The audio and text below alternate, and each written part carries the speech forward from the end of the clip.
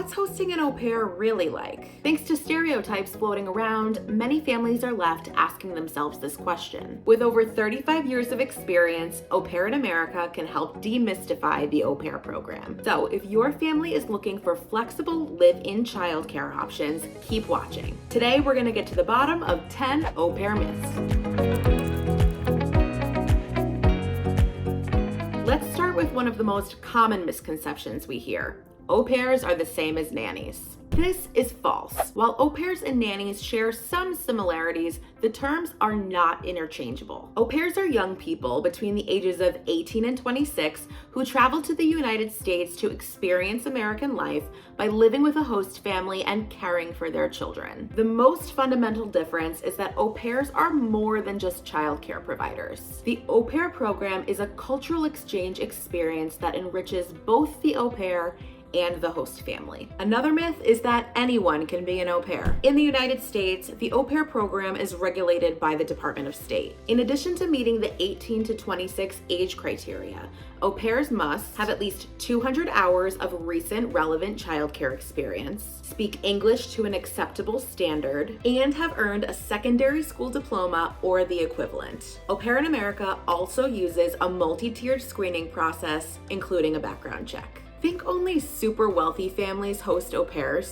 Think again. Myth number 3 is also false. Our host families come from diverse economic and professional backgrounds. The au pair program offers incredible value, and depending on where you live, it can be less expensive than other childcare options, especially if you have more than one child who needs care. Unlike other childcare options, the cost of hosting an au pair is per family, not per child. On a similar note, our fourth myth is that host families have to live in a large house. This is false again. Au Pair in America has clusters across the United States in rural, suburban, and urban communities. Host families can live in any size apartment, condo, or house, just so long as there's a private bedroom available for your au pair.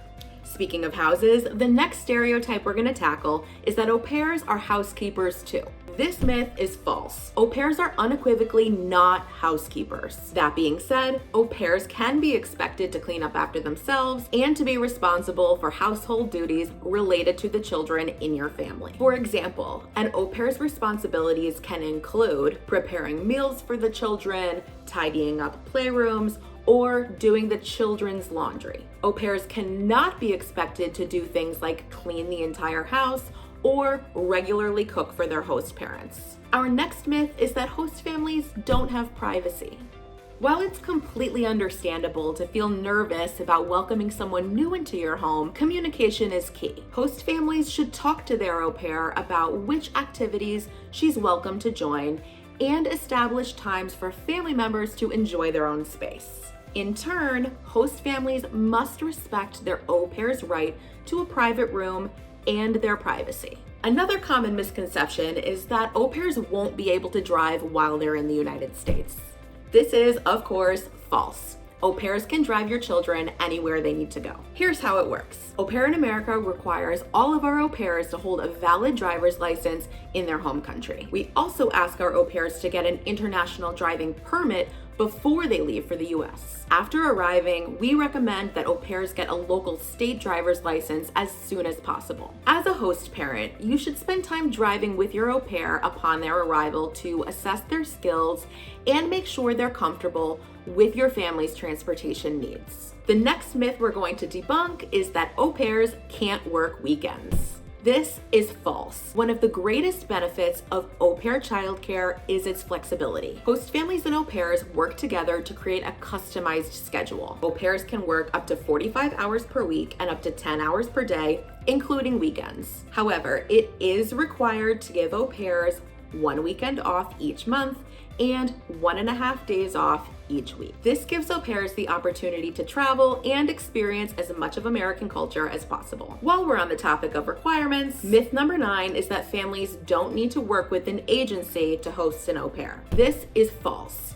In the United States, the au pair program is regulated by the Department of State. In order to receive an exchange visa through the Bridge USA program, Au pairs must receive sponsorship from a designated agency, like Au Pair in America. Here's a fun fact. In 1986, Au Pair in America became the first agency approved by Department of State to sponsor visas for au pairs. And as the nation's first legal au pair program, we know a thing or two about what host families need in an agency. Which brings us to our last misconception. Our final myth is that host families are on their own once their au pair arrives. This is false, not on our watch. Au Pair in America provides year-round local support, medical insurance for au pairs, and 24/7 emergency assistance.